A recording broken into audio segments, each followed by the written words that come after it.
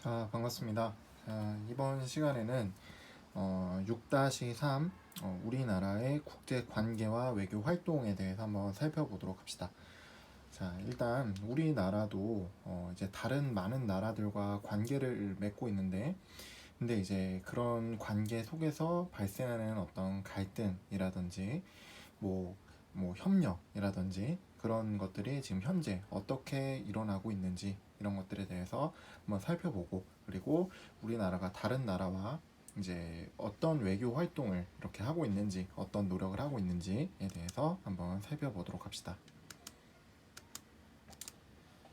자, 그래서 이제 우리나라의 국제 관계는 일단 우리나라가 위치하고 있는 어떤 그 지리적 위치, 그런 특성에 대해서 한번 살펴보고, 그리고 미국과의 동맹 관계, 그리고 남북한의 분단 상태, 이런 게 이제 국제 관계에 면밀하게 얽혀 있고, 그리고 이제 국가 간 갈등에서는 이제 한반도 비핵화, 그리고 일본과 중국의 이제 역사 왜곡, 이런 것들이 이제 갈등의 원인이 되는 이런 게 되겠죠.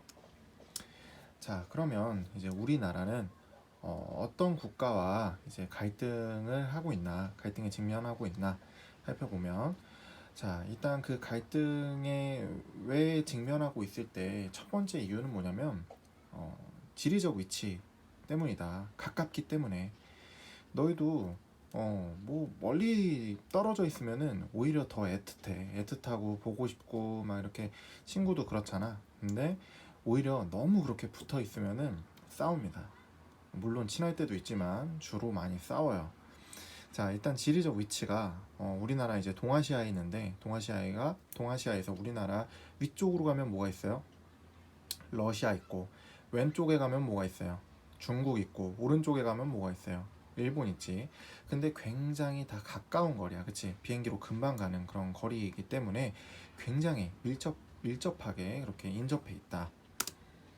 자, 그리고 두 번째 특징은 우리나라는 미국과 동맹 관계다. 이제 더 이제 좀 더 과격한 표현으로 혈맹이라고 하는데, 그러니까 피를 나누는 동맹의 관계다. 그래서 혈맹이라고도 하는데, 이제 우리나라는 6.25 전쟁이 있었잖아, 그렇지? 북한과 이제 우리나라가 전쟁을 이룬 그런 아픈 역사가 있는데, 그때 이제 우리나라는 미국, 그리고 북한은 그 당시 이제 소련. 그래서 그 두 나라가 이제 우리나라 한반도를 무대로 이제 어떻게 보면 두 나라도 같이 이제 전쟁을 한 거나 마찬가지인데, 이제 그때 이후로 우리나라는 미국과 굉장히 끈끈한 그런 동맹 관계를 유지하고 있습니다.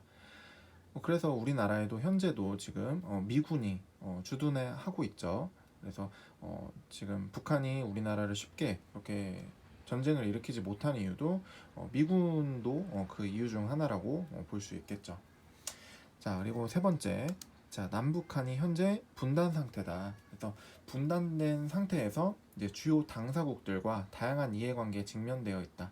여기서 말하는 주요 당사국이라는 건 아무래도 인접해 있는 뭐 한국, 북한은 당연한 거고, 그리고 이제 우리나라와 혈맹 관계, 동맹 관계인 미국, 그리고 이제 북한과 이제 뭐 동맹이라고 보기는 좀 그렇지만, 아무튼 북한이랑 친한 중국이 있고, 그리고 또 러시아도 있고, 그리고 또 일본, 이런 주요 당사국들이 있는데, 이제 굉장히 얽히고 설킨 이런 이해관계에 직면되어 있다.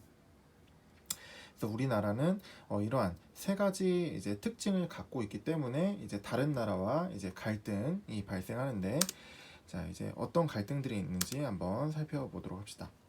자, 이제 우리나라의 국가 간 갈등 문제인데, 자, 첫 번째는 한반도의 핵 확산 위기와 비핵화입니다. 자, 북한이 지금 핵 확산 금지 조약을 탈퇴했어. 그러니까 이제 핵 확산 금지 조약이라는 건 뭐냐면, 이제 전 세계 나라들이 모여가지고, 우리 핵은 너무 무서운 거잖아. 핵은 조금만 터지더라도 이거는 우리 인류에게 굉장히 위협적인 거다. 그러니까 우리 핵 만들지 말자. 핵은 있더라도 사용하지 말자. 라고 약속한 거야. 핵 확산 금지 조약. 근데 북한이 핵 확산 금지 조약을 탈퇴했어요. 그러면은 북한은 이제 핵을 가질 수 있는 거야. 뭐 자기 마음대로. 그래서 이제 수차례 핵 실험을 하고 그리고 핵무기를 개발하고 있다. 그래서 막 뉴스 같은 거 보면은 뭐 북한이 뭐 어디에 핵 실험을 했다, 뭐 어디 바다에 핵 실험을 했다, 막 이런 거 굉장히 많이 나오지. 이것 때문에 선생님 굉장히 힘들었어. 선생님 뭐 그게 왜 힘들어요? 뭐 이런 친구 있겠지만 뭐 눈치가 빠른 친구는 알 수도 있어. 선생님 이제 군대를 가잖아. 이제 군대를 가면은 뭐 북한이 뭐 핵실험을 했다. 뭐, 뭐 미사일을 어디서 뭐 이렇게 뭐 실험을 했다. 뭐 이런 뉴스가 나오잖아. 뭐 그런 뉴스가 나오기 전에 일단 국방부에서 전 군에 그걸 쫙 뿌립니다. 메시지를 뿌려요. 지금 뭐 새벽 뭐 04시경 뭐, 뭐 동해바다 어디 쪽으로 뭐 핵실험을 했다. 뭐 미사일이 떨어졌다. 뭐 전군 뭐 비상 뭐 이런 식으로 이렇게 다 합니다. 그러면은 자다가 갑자기 비상 걸리는 거야. 그럼 새벽 4시에 아 뭐야 이러고 일어나가지고 뭐 튀어나가는 거야. 막 전투복 입고 총 들고 나가서 막 튀어나가는 거야. 정말 그래요. 진짜 힘들었어. 그 선생님 또 근무할 때가 북한이랑 또 사이가 그렇게 안 좋을 때여가지고 굉장히 그때 힘들었던 기억이 잠깐 스쳐가네. 아무튼 그래서 한반도에 이제 핵이 확산될 수 있는 위기가 있다는 거지. 북한이 계속 핵실험을 하고 있기 때문에. 그리고 이제 비핵화를 위해서 계속 주변 나라들이 압박을 주고 있고 그런 형태다. 우리나라가 현재. 그래서 이제 북한의 핵실험으로 인한 이런 갈등이 존재하고 있고. 그리고 두 번째, 자 일본의 역사예고.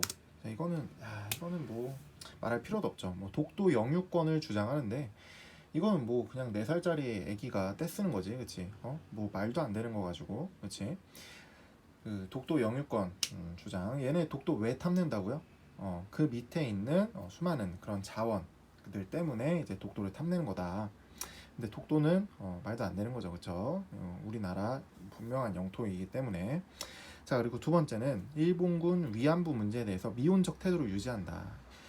이거 굉장히 열받죠. 뭐 이제 지금은 사퇴했지만 그 이제 아베 총리 있죠. 아베 총리가 이 일본군 위안부에 대해서 절대로 뭐 죄송합니다. 잘못했습니다. 저희 일본이 죽을 죄 졌습니다. 이런 말을 안 해요. 사과를 안 합니다. 사과를. 그래서 그 사과를 못 듣고 돌아가신 그 위안부 할머님들도 굉장히 많지, 그치? 얼마나 그분들은 한이 서렸겠어, 그치? 응? 얼마나 억울하고 그 당시 어떤 역사적인 어떤 피해자인데 그런 거에 대한 어떤 사과도 못 받고, 그치? 어느 보상도 못 받고 그렇게 돌아가셨다는 게 굉장히 마음이 아프죠, 그렇죠? 뭐 이렇게 아무튼 좀 이 부분에 대해서 할 말이 많지만 아무튼 이 정도. 일본군 위안부 문제에 대해서 미온적 태도를 유지하고 있기 때문에 지금 막 여러분 이런 말 들으면 피가 끓지 마. 이런 XX들 막 이러면서, 그치?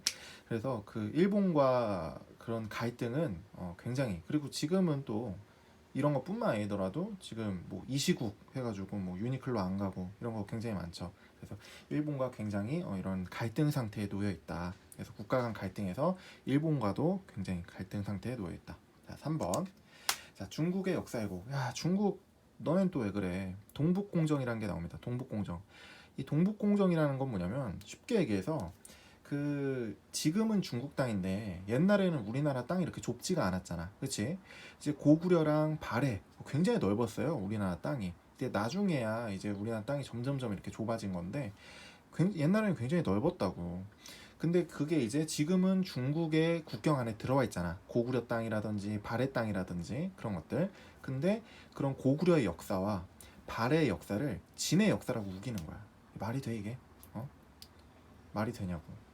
광개토대왕이 이제 지네 거다, 지네 사람이다, 뭐 이런 식인 거지, 그렇지? 말도 안 되죠.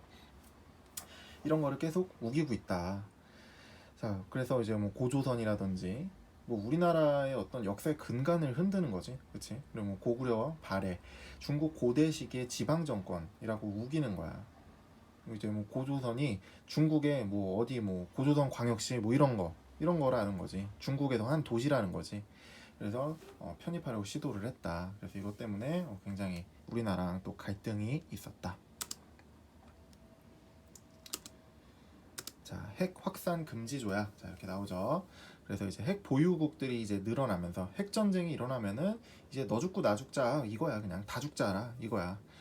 그래서 인류가 멸망할 수 있다는 어떤 우려가 커지면서 이제 핵무기를 이제 어느 국가에도 양도하지 않으며 이제 주지도 않는다. 그리고 비보유국 갖고 있지 않은 국가는 이제 가지려고 하지도 않는 거야. 욕심내지 말고. 그리고 핵 완전 군축을 위해 교섭의 형식이 임할 것을 요구한다. 이런 게 이제 핵 확산 금지 조약이다. 근데 북한은 이걸 탈퇴했다. 그래서 이제 한국과 일본 그리고 한국과 중국 이렇게 갈등인데 이제 뭐 독도 일본은 이제 독도를 자꾸 지네 땅이라고 우기고 그래서 이제 우리나라 이거 애기들 같네 그치 너네 또래인 것 같은데 이제 학생들이 가서 이런 캠페인 같은 거 독도는 우리 땅 뭐 일본의 바다가 아니라 이스트시 동해다 이렇게 하고 있고 그리고 한국과 중국 그래서 이 동북공정 그래서 이 지금 이 비석 같은 거 보이죠. 그래서 만주 고구려 산성의 표지석인데 고구려 민족이 중국 민족의 일원이었다고 새겨놨어. 야, 나쁜 놈들, 그렇지? 그래서 그 옆에 보면 시민들이 고구려 영토기 앞에서 중국의 역사 왜곡 중단을 촉구하고 있다. 역시 시민들이 이런 캠페인 활동을 하고 있다. 이제 어떻게 대응해야 될까? 잠깐 한번 생각해 보세요. 자, 우리나라는 일본과 중국의 역사 왜곡에 대해서 어떻게 대응해야 될까? 이제 우리의 입장을 뒷받침할 수 있는 논리적 근거를 만들고 이제 적극적으로 국제사회에 홍보를 해야 된다. 그러니까 그냥 열받고 이런 나쁜 놈들 욕만 해서는 안 된다는 거야. 그러니까 조금 냉정하게 화는 나지만 조금 냉정하게 생각해서 왜 독도가 우리 땅인지 왜 고구려 발해 고조선이 우리의 역사인지에 대해서 논리적인 근거, 반박할 수 없는 이런 근거를 만들어서 전 세계에 알리자는 거지. 얘네들이 지금 생떼 쓰고 있는 거다. 말도 안 되는 얘기 하고 있는 거다. 이런 식으로 적극적으로 홍보하는 이런 방법이 있다라는 겁니다. 자, 그러면 이제 우리나라가 직면한 다양한 국가 간 갈등이 있었는데 이런 갈등을 어떻게 해결할 수 있을까 한번 봅시다. 자, 첫 번째는 정부의 역할이야. 정부. 이제 가장 먼저 이제 쉽게 정부가 대표해서 외교 활동을 하는 거지. 외교 활동. 그래서 지속적인 외교 활동을 하는데 이제 우리의 입장을 세계 각국에 알린다 이런 거야. 그래서 뭐 외교부 장관이라든지 대통령이라든지 우리나라를 대표하는 그런 사람들이 가서 이제 국제 사회에서 이런 억울함을 호소를 하는 거지. 그러면 아무래도 이제 그런 대통령이나 아니면은 외교부 장관은 각 나라의 이제 정상들을 만날 기회들이 많잖아. 그렇지? 그럼 이제 그런 사람들한테 가서 이제 얘기를 하는 거야. 이러이러한 점 때문에 독도는 우리 땅이 맞다. 뭐 이런 식으로 뭐 이런 직접적인 표현은 안 하겠지만 뭐 실제로 이런 표현은 잘 안 해요. 국제사회에서 굉장히 돌려 얘기합니다. 진짜 심하게 표현할 때도 유감스럽다 뭐 이런 식으로 표현해요. 뭐 아베 총리가 그렇게 말한 부분에 대해서 유감을 표한다 뭐 이런 식으로 이런 것도 다 외교의 큰 범주 안에 들어가는 거야. 그래서 국제사회에서 공감대를 이끌어내야 한다. 이게 이제 정부의 큰 역할이다. 자, 그리고 두 번째는 적절한 외교적 대응인데 자, 국가 간 갈등 해결을 위해서 관련 국가의 입장을 면밀하게 분석하여서 확실한 근거를 토대로 반박해야 된다. 그러니까 어줍지 않게 그냥 독도는 우리 땅이에요. 그런 노래도 있어요. 그러니까 우리나라 땅 맞아요. 이러면은 국제사회에서 받아들이겠어? 전혀 그러지 않겠죠. 그렇죠? 독도가 우리 땅이라는 어떤 역사적인 근거, 심지어 일본이 인정했다는 그런 근거, 역사적인 이런 근거를 가지고 국제사회에 이제 가서 그걸 가지고 반박을 해야 된다는 거야. 확실한 근거를 가지고. 그래서 이런 적절한 외교적 대응이 필요하다. 자, 그리고 두 번째, 적대적인 입장을 지닌 국가에 대해서도 적절한 외교적 대응이 필요하다. 무슨 얘기냐면 일본이 아무리 그렇게 하더라도 일본을 너랑 이제 절대 뭐 아무것도 안 할 거야. 전쟁이야. 이러면 될까 안 될까? 안 돼요. 그래서 이제 뭐 우리나라 지금 이 시국이다 뭐 어쩐다 이러면서 이제 일본 제품 이제 안 사고 뭐 그런 이제 그런 게 있지만 근데 그럼에도 불구하고 어느 정도는 타협할 필요는 있어요. 이제 국제 정치적으로 보나 아니면 경제적으로 보나 이제 그런 건 있지만 뭐 개인적으로는 선생님 개인적으로는 이제 뭐 선생님도 뭐 유니클로 안 간지 오래됐고 뭐 그렇긴 하지만 이제 국제 사회 정치적으로 이렇게 볼 때는 어느 정도 타협할 필요는 있다. 그래서 선생님 아까 말했지 너네 싫어 막 이렇게 이런 직설적인 표현보다는 우회적인 표현을 통해서 뭐 이렇게 유감스럽다라든지 뭐 이런 식으로 해서 왜냐면 국제사회는 영원한 적도 영원한 친구도 없다라고 했지. 그래서 일본이 지금은 우리의 뭐 적까진 아니지만 아무튼 좀 멀리 있지만 근데 뭐 나중에는 굉장히 가까운 또 친구가 될 수도 있어요. 그건 뭐 모르는 일이니까 어쨌건 아무튼 그래서 적대적인 입장을 지닌 국가에 대해서도 적절한 외교적 대응이 필요하다. 자, 북방 외교의 성과와 우리나라에 필요한 외교 활동. 자, 일단 북방 외교라는 건 이제 80년대, 1980년대 우리나라 정부가 중국, 소련 등 사회주의 국가들과 관계 개선을 추진했던 외교 정책이다. 해서 뭐 이렇게 쭉 나와 있습니다. 이건 한번 교과서에도 있는 내용이니까 한번 살펴보세요. 자, 이것도 선생님이 답을 알려줄 테니까 이것도 한번 그냥 살펴보세요. 자, 두 번째. 자, 방금은 이제 정부의 역할을 봤으면 이제 두 번째는 시민단체의 역할인데, 자, 이제 정부의 역할도 중요하지만 점차 시민단체 이런 역할들이 커지고 있다라는 거야. 자, 국가 간 갈등은 정부, 시민단체, 시민 모두가 동참할 때 해결 가능성이 커진다라는 거지. 정부가 외교 활동 아무리 해봤자 이제 일반 시민들은 그런 자세한 내막을 알 수가 없어요. 그렇기 때문에 이제 뭐 일본에서도 뭐 독도 문제에 관심 없는 사람들도 있어. 분명히 있어. 뭐 우리나라에도 있겠지만 근데 우리나라에는 워낙 그게 민감한 문제이기 때문에 모르는 사람 거의 없겠지만 일본에도 분명 뭐 독도 가지고 한국이랑 뭐 그렇저고 저쩌고 모르는 사람이 있어요. 관심 없으면 모른단 말이야. 근데 이런 거를 적극적으로 홍보를 해야 된다는 거지. 뭐 미국이나 이런 데 가서도 적극적으로 홍보를 해야 된다는 거야. 왜냐면 그 뭐 작년인가 재작년인가 논란이 있었죠. 그 애플에서 애플인가 거기에서 이제 동해라고 표현 이제 이스트시라고 안 하고 일본해라고 이렇게 한 거야. 일본해라고 이렇게 표기를 해가지고 그게 문제가 됐던 적이 있어요. 근데 이거를 그냥 냅두는 게 아니라 이제 이런 거는 정부 차원에서 푸시하기가 이제 좀 힘들거든. 그렇기 때문에 시민단체에서 이제 계속 태클을 거는 거지. 왜 그게 일본해로 표현을 했냐. 이러이러한 근거가 있기 때문에 그거는 동해다, 우리나라 바다다 이런 식으로 시민단체와 시민이 이렇게 노력하는 게 필요하겠죠. 자, 두 번째 역할. 자, 외교적 마찰 등을 이유로 정부가 공식적으로 제기하기 어렵거나 이제 시민 개개인 차원에서 이루어지기 힘든 경우 국제 활동을 통해서 국제 문제 해결에 기여할 수 있다. 그래서 그 옆에 보면 이제 시민단체 반캐 활동 모습 해가지고 대한민국 독도문화 대축제 해서 이제 독도를 알리기 위해서 우리 독도가 이제 우리 땅이라는 이런 걸 알리기 위해서 여러 가지 캠페인을 하고 활동을 하는 이런 모습이 보이죠. 그래서 시민단체 국제 활동의 필요성이 점차 이제 확대되고 있다. 자, 그래서 동아시아 평화를 위한 시민단체 활동, 그래서 뭐 이런 동아시아 역사 화해와 지속 가능 평화 구출을 위한 유럽과의 역사 대화를 주제로 제4회 역사 NGO 활동 대회가 열렸다. 그래서 점차 이런 시민단체 활동이 활발해지고 있는 그런 한 사례를 교과서에서 설명하고 있습니다. 그래서 역사 갈등 해소를 위해서 어떤 노력을 해야 되냐? 일단은 새 주체가 필요하다 그랬어. 정부는 외교 활동을 열심히 해야 되고 시민단체도 각종 캠페인 활동을 해야 되고 개인도 노력을 해야 된다는 거야. 아시겠죠? 그래서 이 세 가지 주체가 적극적으로 이렇게 노력을 할 때 동아시아 역사 갈등 해소는 좀 더 빨리 해소될 수 있다. 자, 오늘 배운 내용 한번 점검해 봅시다. 자, 국가 간 갈등은 외교를 통해서 해결해야 한다. 자, 외교는 정부가 하는 거죠. 자, 우리나라가 직면한 국가 간 갈등은 정부, 시민단체, 시민 모두가 동참할 때 해결 가능성이 커진다. 자, 시민단체는 외교적 마찰 등을 이유로 정부가 공식적으로 제기하기 어렵거나 시민 개개인의 차원에서 이루어지기 힘든 뭐를 통해 국제 활동을 통해 국제 문제 해결에 기여할 수 있다. 자, 이렇게 해서 오늘은 우리나라의 이제 국제 관계와 외교 활동에 대해서 살펴봤습니다.